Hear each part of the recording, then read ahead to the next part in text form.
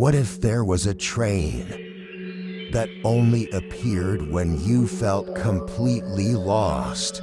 In Leora's city, there was a secret. A train that only stopped at midnight.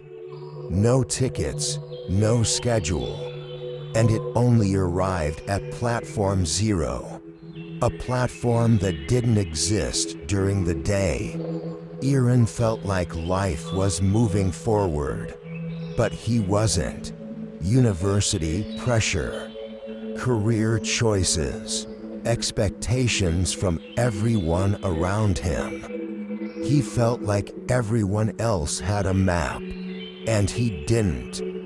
One night, unable to sleep, he walked to the station. That's when he saw it. Platform Zero. Inside, it was quiet, peaceful, like the world had paused. Where does this train go?